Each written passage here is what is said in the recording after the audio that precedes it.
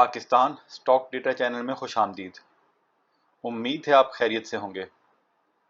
आज की मार्केट का फीलर लेते हैं तो फीलर वही है, वॉल्यूम्स बस नॉर्मल लग रहे हैं और थोड़ा सा ऊपर नीचे और कुछ स्पेसिफिक शेयर्स थोड़ा ज़्यादा ऊपर नीचे हो रहे हैं, बस ऐसे ही चल रहा है।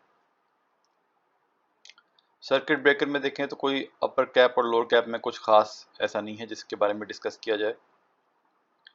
उसके अलावा आज का काफ़ी बिजी डे था क्योंकि आज बहुत सारी कंपनीज ने अपनी बोर्ड मीटिंग्स अनाउंस की और बहुत सारी कंपनीज ने अपने रिजल्ट्स अनाउंस किए। तो पहले बोर्ड मीटिंग जिन कंपनी ने अनाउंस की उनका नाम बता देते हैं। ARUJ, SSML, flying cement, MQTM, BILF, HCL, BNL, PAKL, RUBY, SANE, BGL, tele, Yusuf weaving, MEHT, NSRM, FRCL, AMTEX, JATM, ASTM, SAIF, AKDSL, OBOY, LEUL, CTM, SUHJ। और कुछ कंपनियों ने तो अपने क्वार्टर वन के मतलब फाइनेंशियल ईयर का क्वार्टर वन जो है उसकी मीटिंग भी अनाउंस कर दी है। POL, APL, NRL और ATRL की भी कल शायद हो जाए, मतलब नेक्स्ट वर्किंग डे पे। तो इनके रिजल्ट आने वाले हैं। इसमें यह है कि आज ATRL और ये अटक ग्रुप की कंपनीज जो है ना, ये एक्स हुई हैं। तो एक्स होने के बाद इनमें कुछ कंपनीज होती हैं वो एक्स होने के बाद उनको वो गिर जाती हैं, बल्कि पिछले साल इन्हीं की कंपनियां गिर गई थी, उन मतलब प्राइस गिर गई थी, लेकिन आज ये ऊपर रही। अटक रिफाइनरी में तो हमें जो लग रहा है कि लोग थोड़ा सा शायद इसलिए इस वक्त इसमें बाइंग आ रही है क्योंकि लोग सोच रहे हैं कि क्योंकि वो डिविडेंड की रिस्ट्रिक्शन हट गई है और अगर इस दफ़ा भी इसका कोई 60-70 EPS इस क्वार्टर में आती है तो कोई पता नहीं है इस क्वार्टर से ही डिविडेंड देना शुरू कर दें। देंगे कि नहीं देंगे ये तो बाद में ही पता लगेगा। वैसे हमें ऐसा लगता है कि देने को दे भी सकते हैं, लेकिन क्योंकि अटक पेट्रोलियम और पाकिस्तान ऑयल फील्ड के मामले में वो लोग जो हैं साल में 2 दफ़ा डिविडेंड देते हैं, एक दफ़ा दिसंबर में और एक दफ़ा जून में। तो इसलिए हो सकता है कि इस क्वार्टर में ना दें लेकिन दिसंबर में जाके कुछ दें, लेकिन एक ये वजह हो सकती है। बहरहाल जब तक इनका डिविडेंड आ नहीं ना जाएगा हमें ऐसा लगता है कि इसमें ऊपर नीचे होता ही रहेगा और थोड़ा ऊपर भी जाता रहेगा, क्योंकि अभी लोगों को कोई आइडिया नहीं है ये कितना डिविडेंड दे सकते हैं। दे तो सकते हैं बहुत ज़्यादा, कितना देंगे। और ये भी हो सकता है कि जब डिविडेंड का वक्त है तो बहुत कम दें और ये भी हो सकता है ज़्यादा दे दें। तो इस तब तक हमें ऐसा लगता है कि दिसंबर जनवरी तक जो है ना अटक रिफाइनरी में मूव्स बनती रहेंगी, ऊपर भी जाएगा और फिर हो सकता है वहाँ से सेलिंग आ जाए, फिर नीचे भी आ सकता है और फिर नीचे से आके फिर ऊपर भी जा सकता है। तो this is a share to watch out for. अच्छा जी, इसके अलावा जो है ALTN में आज फिर थोड़ी सी मूव रही। इसकी हमें लगता है बोर्ड मीटिंग है मंडे को और हमारा तो इसमें कुछ ना कुछ मुनासिब फ़ायदा हो चुका है। और हमने वैसे तो हमारे इसमें 2 पोर्शन है ना, एक लॉन्ग टर्म के लिए और एक हमने जो है क्योंकि वैल्यू ज़्यादा नीचे चली गई थी तो फालतू ले लिया था, तो जो फालतू लिया था वो तो हमने तकरीबन निकाल दिया और जो लॉन्ग टर्म का सोचा है वो रखा हुआ है। लेकिन इसमें हमें ऐसा लगता है कि मंडे को भी ये यहाँ यहाँ तक ही शायद रहे, 50, 15-50 तक। और अगर कुछ डिविडेंड दिया तो ऊपर जा सकता है, लेकिन हमारा एस्टिमेशन है कि डिविडेंड नहीं देंगे तो फिर इसको लोड लॉक भी लग सकता है, क्योंकि लोगों को बात वही है कि लोगों को इस कंपनी के बारे में आइडिया ही नहीं है जो आइडिया हमने अपने एनालिसिस में पेश किया। तो उस हिसाब से जो है अगर तो ये इसको लोड लॉक लगा तो हम तो वहाँ पे जो माल हमने आज 15-30 के आसपास बेचा है वो ख़रीद लेंगे, और अगर ऊपर रहा तो जो रखा हुआ है उसी से देखेंगे क्या करना है। लेकिन हमें बहरहाल मज़ा आया फिर से। अच्छा जी, अब बहुत सारी कंपनी ने रिजल्ट्स अनाउंस किए तो अब बारी बारी उनके रिजल्ट्स देख लेते हैं, जिस पे ज़रूरत पड़ेगी तो हम थोड़ा बात भी कर लेंगे। इंटरनेशनल नेटवेयर है, इन्होंने ₹1 का डिविडेंड दिया, इसकी अर्निंग है कोई ₹2, तो इतना इस हमें नहीं लगता वैल्यू ज़्यादा होगी, पर कोई इतना ज़्यादा अट्रैक्टिव नहीं है। गरीबवाल सीमेंट ने कुछ नहीं दिया, इनकी अर्निंग है ₹3, ₹3 रीज़नेबल है, कुछ ना कुछ देना चाहिए। लेकिन नहीं दिया। भनीरो टेक्सटाइल है, इसकी 461 आधी हो गई है अर्निंग। इसने कुछ दिया है वो देख लेते हैं।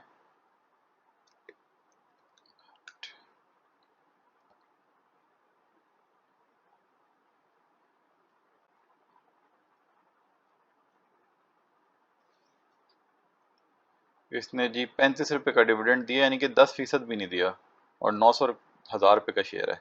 अच्छा, बेस्ट टेक्सटाइल 116 रुपये की अर्निंग है, ये इसी का भाई है या बहन, जो भी समझ लें। 116 रुपये की अर्निंग है, और इन्हें 10 रुपये दिए होंगे हमारे ख्याल में, नहीं उससे बेहतर दिया है परसेंटेज में, 16.5, लेकिन फिर भी काफ़ी ऊपर है, तो इसलिए लोड लॉक ही लगा। अच्छा जी, अत्तहूर लिमिटेड, प्रेमा, इसकी तो अर्निंग वाह वाह बढ़ गई है भाई, लेकिन कुछ भी नहीं दिया इसने। रीचेक कर लेते हैं, हमारे ख्याल में कुछ नहीं दिया। अच्छा, कोई कह रहा था, हमें इस बारे में आइडिया नहीं है कि ये शायद परवेज लाइव वगैरह की कंपनी है, कुछ नहीं दिया। तो हो सकता है उनके जो हालात चल रहे हैं इस वक्त, उन्होंने जो है इस चीज़ के बारे में ना कोई गौर किया हो, अगर वाकई में ऐसा है। लेकिन यार 5 रुपये कमा के कुछ नहीं दिया, और ये हिस्टोरिकली जो है ये सिर्फ बोनस देते हैं, डिविडेंड नहीं देते, तो उस हिसाब से तो फिर फारिग है ना कंपनी। और बोनस भी नहीं दिया इस दफ़ा, लेकिन कुछ ना कुछ देना चाहिए था, इतनी अच्छी अर्निंग इनकी चल रही है, समझ नहीं आती इन लोगों की यार। अच्छा, क्रेसेंट टेक्सटाइल CRTM, 1 रुपये इसने दिया, और 5 रुपये की इसकी अर्निंग है। इसकी वैल्यू भी काफ़ी कम ही है हमारे ख्याल में, CRTM। हाँ, 12.73, इतना बुरा नहीं है उस हिसाब से, लेकिन फिर भी अभी इस वक्त हमारा इंटरेस्ट नहीं। अच्छा जी, पायनियर सीमेंट है, इसकी EPS पिछली दफ़ा से काफ़ी बढ़ गई है, 11.5, लेकिन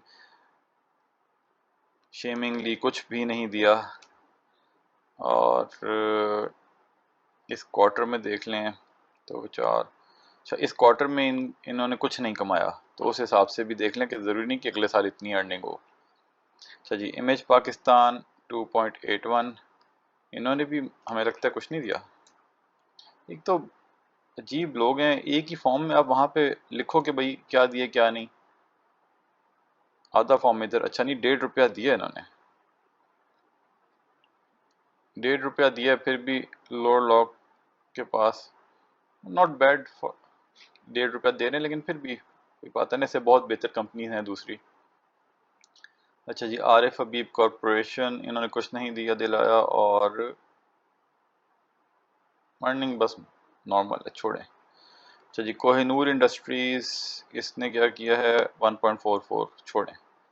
फैसल स्पिनिंग 146, इसको देख लेते हैं इसने क्या किया है। फैसल स्पिनिंग,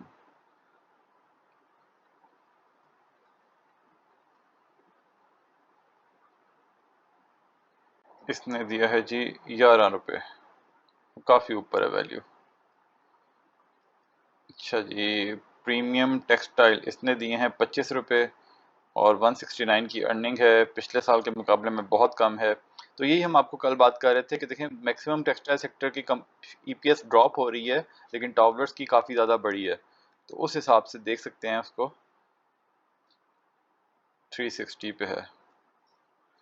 अच्छा जी, जिलेट, इनका 3 रुपये, फॉर आइडियल स्पिनिंग, ओए हो, इन्होंने क्या किया, इनका तो पट्टा ही बैठ गया।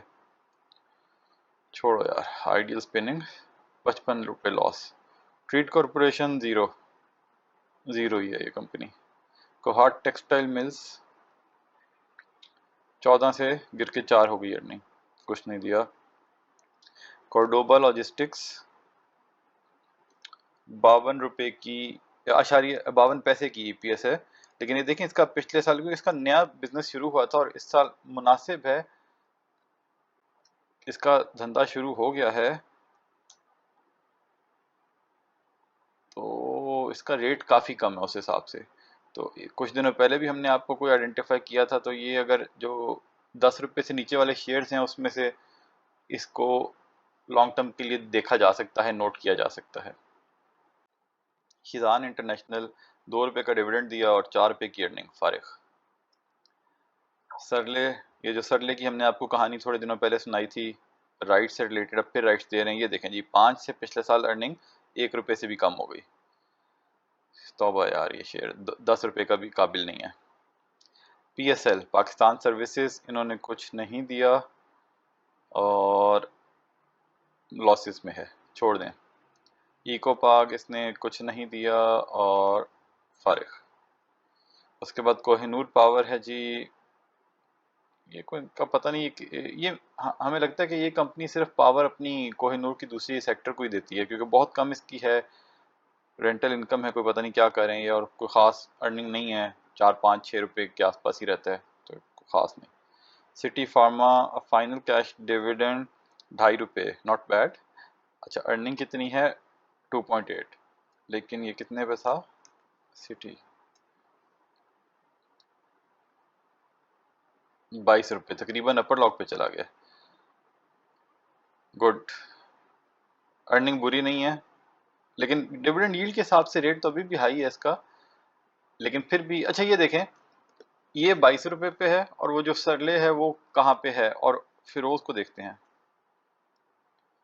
फिरोज 139 पे है, इसकी ईपीएस कितनी चल रही है? इसकी भी ईपीएस काफ़ी कम हो गई है। एजीपी को देखें, एजीपी की अर्निंग कहाँ पे है? इसकी भी बहुत कम हो गई है इस साल। उस हिसाब से अगर किसी को बहुत ही ज़्यादा, वो जिसे कहते हैं ना कि उसने फार्मास्यूटिकल सेक्टर में काम करना है, तो फिर लॉन्ग टर्म के लिए सिर्फ CPHL ही हमें तो बेहतर लगती है इस रेट पे, वरना कोई भी हमने तो किसी में नहीं की हुई।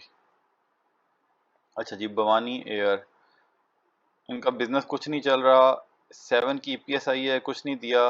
ये कोई पिछली दफ़ा कोई इनकी कोई इनकम हो गई होगी, ये कोई 9 10 रुपये पे ट्रेड कर रहा है, लेकिन कोई इनकम इसकी कोई वन ऑफ हो गई होगी, कोई प्रॉपर्टी बेची होगी, इस किस्म की कोई होगी, और उससे ये अपने जो है ना बस सैलरीज कमा रहे हैं, काम शाम कुछ नहीं कर रहे, तो इसलिए आगे कोई उम्मीद नहीं है कि अभी तक। कहते तो थे पहले कि हम अपना कोई बिजनेस एक्सपैंड करेंगे, पर वो ऐसे ये करते हैं, अपनी सैलरी दिखाने का मकसद होता है इनका। अच्छा जी, निशात चुनिया, ये है जी -4 का इसका जो है ना वो आया है ईपीएस, लेकिन अगर इसको एक दफ़ा देख लेते हैं निशात चुनिया को, देखें अगर इसके एनुअल देखें ना, तो ये बहुत अच्छा चल रहा था। 2019 में 13 की ईपीएस थी, फिर ड्रॉप हुआ, लेकिन 21 में 23 रुपये थी, और 22 में 31 रुपये पे चला गया था। लेकिन फिर उसके बाद जो है ना वो जो टेक्सटाइल की प्रॉब्लम्स हुई, तो ये लॉसेस में चला गया।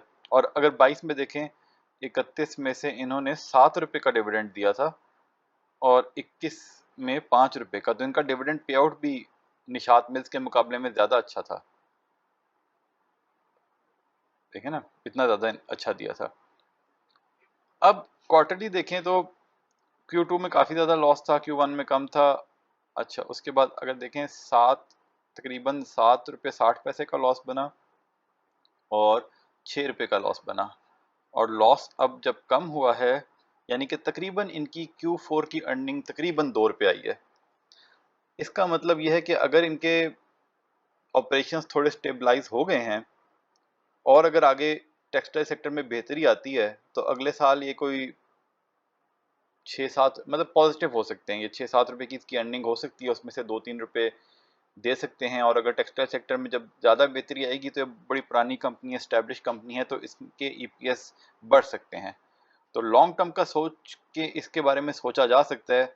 बहरहाल, हम आपको पहले भी बता चुके हैं कि अभी हम टेक्सटाइल सेक्टर में कोई ख़ास हम इंटरेस्टेड नहीं हैं, लेकिन अगर हमें कोई मौका मिला तो हो सकता है हम इसमें थोड़े बहुत शेयर्स खरीद लें, लेकिन ये this is to watch out for future. अच्छा जी, उसके बाद है जी ओजीडीसी। ओजीडीसी ने वही जैसे एक्सपेक्टेड था, क्योंकि पीपीएल का भी कम डिविडेंड आया था, तो इन्होंने 2.75 का डिविडेंड दिया है, और साल का डिविडेंड तकरीबन कितने का हो गया? 8.5 रुपये का। तो 8.5 वैसे तो नॉट बैड इस रेट पे भी, लेकिन ये इससे बेहतर बहुत सी दूसरी कंपनीज अवेलेबल हैं, लेकिन फिर भी ये है कि इसका भी हम ना जायज़ा भी ले लेते हैं एक सेल्स का। देखें, सेल्स इनकी बढ़ी हैं, ठीक है, कॉस्ट बढ़ी है, लेकिन ग्रॉस प्रॉफिट ज़्यादा बढ़ गया है, तो काफ़ी बेहतरी की तरफ ये जा रहे हैं। फाइनेंस इनकम भी इनकी कोई बढ़ी है, उसका भी थोड़ा इन्हें बेनिफिट हुआ है। फाइनेंस कॉस्ट भी बढ़ी है, लेकिन नेट में देखा जाए तो फाइनेंस इनकम बढ़ी है।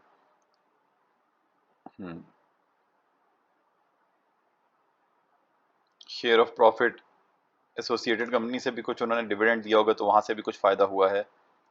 टैक्सेशन ठीक, देखें पिछले साल 31 का ईपीएस था, इस साल 52 का हो गया, यानी कि अच्छा इसका जो है ना जा रहा है। अगर हम इसका यहाँ पे देख लें,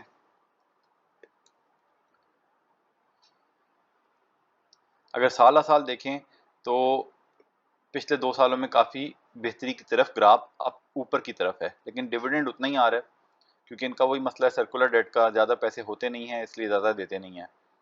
साथ ही आज इनका एक मटेरियल इन्फॉर्मेशन आई, इनकी भी आई, पीपीएल की भी आई।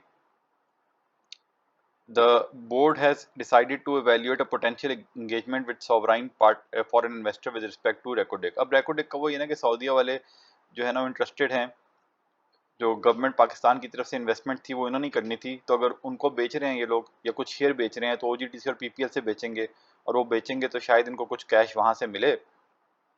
अगर ये ट्रांजेक्शन हो जाती है तो उस कैश से ये कुछ बेहतरीन आ सकती है इस कंपनी में, और डिविडेंड पे आउट वहां से भी थोड़ा बेहतर हो सकता है।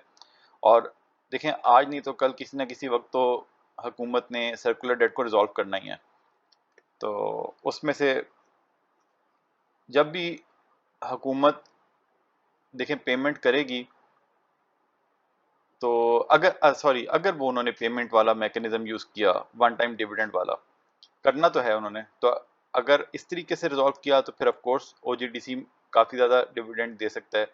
लेकिन अगर उसको सर्कुलर डेट रिजॉल्व करने का कोई और तरीका देखा, जैसे ओजीडीसी की मैनेजमेंट ने कहा था कि हमारे लिए ये वो उड़ती उड़ती खबर थी कि उनके लिए बेहतर ये है कि वो एसएनजीपी से जो उन्होंने पैसे मिलने हैं उसको राइट ऑफ कर दें, कि उनको चाहिए ही नहीं है, माफ़ कर दें एसएनजीपी को, तो वो क्योंकि वो देना नहीं चाहते डिविडेंड। फिर भी ये है कि इसमें आप करना चाहें तो देख सकते हैं। इस रेट इस टाइम पे हमें इस रेट पे थोड़ा वैसे हाई लग रहा है। अगर फॉर एग्जांपल अगर वो सेटलमेंट नहीं होती उस तरीके से तो उस हिसाब से फिर हाई है, क्योंकि ₹8.5 के डिविडेंड पे इस रेट पे यील्ड बनेगी तकरीबन 8 से 9%। लेकिन फिर भी ये है कि अब यहाँ पे इसने 90 से ऊपर अपने आप को होल्ड किया हो, तो इस कह नहीं सकते कि अब इसमें इतना वहां से ज़्यादा नीचे अब जाएगा कि नहीं जाएगा, इरिस्पेक्टिव के सर्कुलर डेट की रेजोल्यूशन कब होती है। बहरहाल हमने इसमें की भी तो थोड़े बहुत करेंगे, ज़्यादा हमारा जो है वो अगर ऑयल सेक्टर में हमने करना होगा तो हमारा जो प्रायोरिटी होगी वो अटक ग्रुप होगी। वैसे हमने ज़्यादा पावर में भी किया और शुगर में भी किया हुआ है, वो शुगर में भी एक ही शेयर आपको पता ही है। अच्छा जी, ठीक हो गया जी। तो ये था जी आज का सेशन। ये सारा डेटा हमने पीएसएक्स की साइट से लिया, आप खुद वहाँ से डेटा कलेक्ट करें, चेक करें, वैलिडेट करें, फिर अपना फैसला करें। कोई बाय सेल कॉल नहीं है, खरीदने बेचने का फैसला आपने खुद करना है, क्योंकि मुनाफे में मौज अपनी अपनी और नुकसान में दौड़ अपनी अपनी। पसंद आई तो शेयर लाइक सब्सक्राइब कर लें। खुश रहें, अल्लाह के हवाले।